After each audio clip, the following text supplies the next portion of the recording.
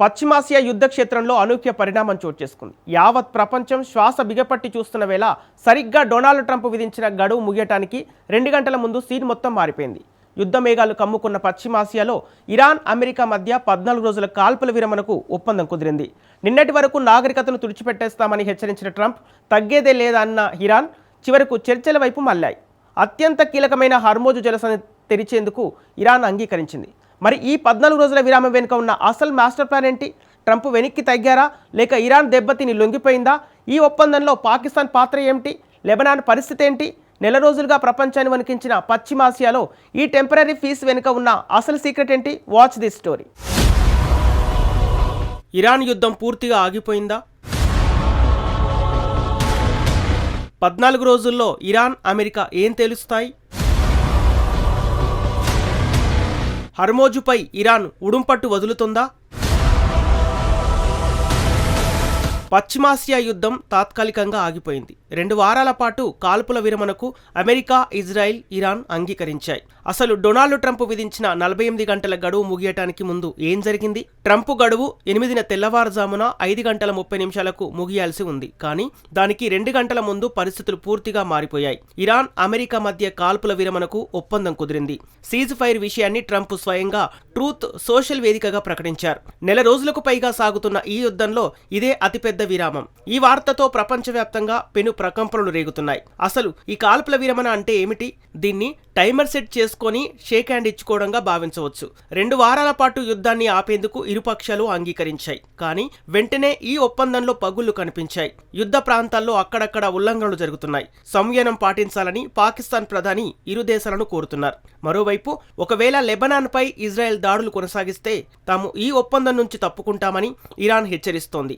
సాధారణంగా ప్రతి కాల్పుల విరమణ ఒప్పందానికి కొన్ని నిబంధనలుంటాయి. దీనికి కూడా ఉన్నాయి. ఈ నిబంధనల ప్రకారం ఇరాన్ తక్షణమే ఓ పని చేయాల్సి ఉంటుంది.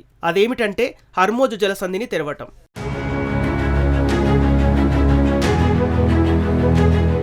గల్ఫ్ దేశాలను అరేబియా సముద్రంతో కలిపే కీలకమైన సముద్ర మార్గం హర్మోజు జలసంధి. యుద్ధం ప్రారంభంలోనే హర్మోజు మార్గాన్ని ఇరాన్ మూసివేసింది. ప్రపంచ దేశాలను ఇబ్బంది పెట్టడానికి ఇరాన్ వాడిన అత్యంత శక్తివంతమైన ఆయుధం హర్మోజు. దీంతో ప్రపంచవ్యాప్తంగా చమురు సరఫరా నిలిచిపోయింది. ధరలు ఆకాశాన్నంటాయి. కాల్పుల విరమణతో మళ్లీ చమురు ట్యాంకర్ల రాకపోకలకు లైన్ క్లియర్ అయింది. షిప్పింగ్ మార్గాలు తెరుచుకోవడంతో ప్రపంచ మార్కెట్లు ఊపిరి పీల్చుకుంటున్నాయి. రాబోయే 2 వారాల పాటు హర్మోజు గుండా ప్రయాణం సురక్షితంగా ఉంటుందని ఇరాన్ విదేశాంగ మంత్రి అబ్బాస్ అరాగ్చి తెలిపారు. కానీ ఇక్కడ ఓ మెలిక ఉంది. ఓడల రాకపోకలు కేవలం ఇరాన్ సైనిక బలగాల సమన్వయంతోనే సాధ్యమంటూ అరాగ్చి వెల్లడించారు. దీని అర్థమేమిటి? హర్మోజు గుండా ఓడలు ప్రయాణించవచ్చు, కానీ నియంత్రణ మాత్రం ఇరాన్ చేతుల్లోనే ఉంటుంది. దీనికి ప్రతిగా అమెరికా దేనికి అంగీకరించింది? ఇరాన్పై దాడులను తాత్కాలికంగా అగ్రదేశం నిలిపివేసింది. అంటే ఇరాన్ వంతెనలు, కర్మాగారాలు, కీలక మౌలిక సదుపాయాలను పేల్చేస్తామని ట్రంప్ ఇచ్చిన హెచ్చరికలు అల్టిమేటం నుంచి ప్రస్తుతానికి వెనక్కి తగ్గారు. ఇరాన్ నిజాయితీతో చర్చలకు వస్తేనే దౌత్యం సాధ్యమని ట్రంప్ తెలిపాడు. ఇరాన్ కలిసి వస్తేనే శాశ్వత ఒప్పందం సాధ్యమని ట్రంప్ చెప్పాడు.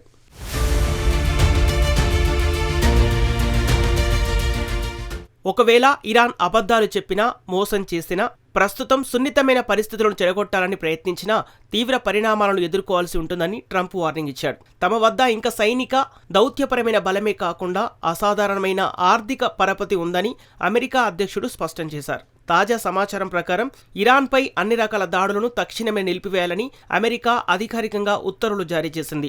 ఇరాన్ నాగరికత మొత్తాన్ని తుడిచిపెట్టేస్తామని ట్రంప్ హెచ్చరించినా ప్రస్తుతానికి ఆయన తన నిర్ణయాన్ని వాయిదా వేశాడు. తమ ప్రధాన లక్ష్యాన్ని అప్పుడే సాధించామని అమెరికా నమ్ముతోంది. ఇరాన్ సైనిక సామర్థ్యాన్ని ఇప్పటికే గణనీయంగా దెబ్బతీసినట్లు వెల్లడిస్తోంది. ఇక అక్కడ దాడి చేయడానికి పెద్దగా ఏమీ మిగలలేదని అమెరికా భావిస్తోంది. దీనిపై అమెరికా రక్షణ మంత్రి పీట్ హెగ్సే క్లారిటీ ఇచ్చారు. దాడులతో ఇరాన్ రక్షణ పారిశ్రామిక రంగాన్ని పూర్తిగా ధ్వంసం చేశామన్నాడు. తమ ప్రధాన లక్ష్యం నెరవేరిందని, ఇప్పుడు వారి వద్ద మిగిలిందల్లా బంకర్లలో దాచిపెట్టిన స్వల్ప ఆయుధాలు మాత్రమేనని పీట్ హెగ్సాస్ తెలిపాడు. అయితే శాశ్వత శాంతి ఒప్పందం కోసం ఇరాన్ పెడుతున్న నిబంధనలు చాలా కఠినంగా ఉన్నాయి. ఇరాన్ 10 సూత్రాల ప్రతిపాదన తెరపైకి వచ్చింది. ఇరాన్ ప్లాన్ను అందుకున్నట్లు స్వయంగా ట్రంప్ ధృవీకరించారు.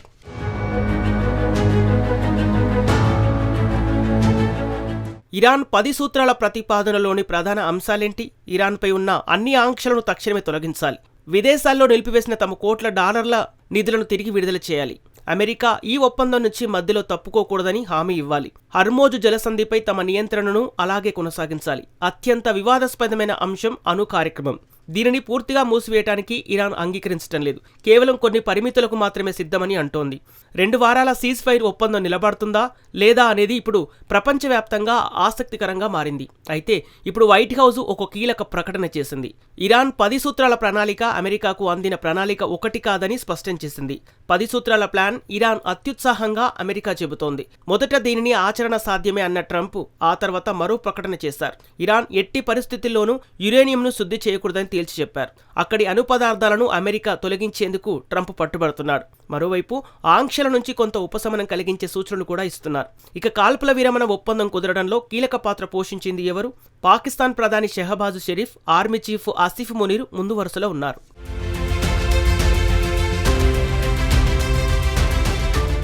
డొనాల్డ్ ట్రంప్తో అత్యవసర చర్చలు జరిపి 2 వారాల కాల్పుల విరమణ ప్రణాళికను పాక్ పాలకులు ప్రతిపాదించాడు. అంటే ఈ సంక్షోభంలో పాక్ ప్రధాన మధ్యవర్తిగా వ్యవహరించింది. మరోవైపు ఇరాన్పై దాడులను 2 వారాల పాటు నిలిపివేయటాన్ని ఇజ్రాయెల్ సమర్థించింది. కానీ ఒక విషయాన్ని స్పష్టం చేసింది. ఈ 14 రోజుల విరామం లెబనాన్కు వర్తించదని తెలిపింది. అయితే ఈ ఒప్పందంలో లెబనాన్ కూడా భాగమేనని ఇరాన్, పాకిస్తాన్లు వాదిస్తున్నాయి. పశ్చిమాసియాలో నెక్స్ట్ ఏం జరగబోతుంది? ఏప్రిల్ 10న ఇరు దేశాల ప్రతినిధులు ఇస్లామాబాద్లో చర్చలు జరపనున్నారు. 2 దేశాలు ముఖాముఖి కలిసి వివాదాలన్నింటినీ పరిష్కరించుకోవడానికి ప్రయత్నిస్తాయి. తాజా పరిణామాలపై ప్రపంచవ్యాప్తంగా స్పందనలు వెల్లువెత్తుతున్నాయి. చాలా దేశాలు ఈ కాల్పుల విరమణను స్వాగతించాయి. గత 40 రోజులుగా ఈ యుద్ధం మొదలైనప్పటి నుంచి చర్చలే కీలకమని తాము చెప్పినట్లు ఫ్రాన్స్ అధ్యక్షుడు మాక్రాన్ తెలిపాడు. చర్చలతోనే పశ్చిమాసియాలో స్థిరత్వాన్ని, భద్రతను తీసుకురాగలమని స్పష్టం చేశారు. కాల్పుల విరమణ ప్రకటన మంచి పరిణామమని మాక్రాన్ స్పష్టం చేశాడు. మరికొందరు ప్రపంచ నాయకులు కూడా స్పందించారు. ఈ పరిణామాన్ని తాము స్వాగతిస్తున్నామని రష్యా తెలిపింది. క్రెమ్లిన్ ప్రతినిధి దిమిత్రీ పెస్కోవ్ స్పందిస్తూ సాయుధ దాడులను పెంచకుండా ఉండాలని సూచించాడు. ఇరాన్ ఆర్థిక వనరులు, పౌర నివాసాలపై దాడులు చేయకూడదని తీసుకున్న నిర్ణయం గొప్పదన్నాడు.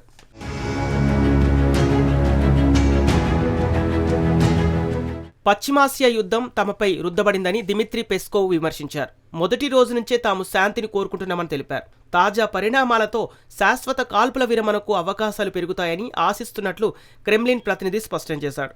తాజా కాల్పుల విరమణపై లెబనాన్ ప్రధాని నవాఫ్ సలాం స్పందించాడు. వారాల తరబడి కొనసాగిన ఉద్రిక్తతల తర్వాత అమెరికా, ఇరాన్ ఒప్పంద ప్రమాదం అంచున ఉన్న ప్రపంచాన్ని ఒక్క అడుగు వెనక్కి తీసుకెళ్లిందన్నాడు. కానీ ఈ ఒప్పందంలో ఏదీ ఇంకా ఖరారు కాలేదన్నాడు. యూరోపియన్ కమిషన్ ప్రతినిధి అనౌర్ ఎల్ లనోని మాట్లాడుతూ ఇది కేవలం యుద్ధానికి విరామం మాత్రమేనని, శాంతి ఒప్పందం కాదని చెప్పాడు. 2 వారాల్లో చర్చలు సఫలమైతే ముందుకు వెళ్తామని స్పష్టం చేశాడు. చర్చల్లో ఒకవేళ ఇరాన్ కోరుకున్నట్లు శాశ్వత ఒప్పందం కుదరకపోతే మళ్లీ యుద్ధం మొదలవుతుంది. ఎందుకంటే సమస్యలేవీ ఇంకా పరిష్కారం కాలేదు, కేవలం వాయిదా పడ్డాయంతే.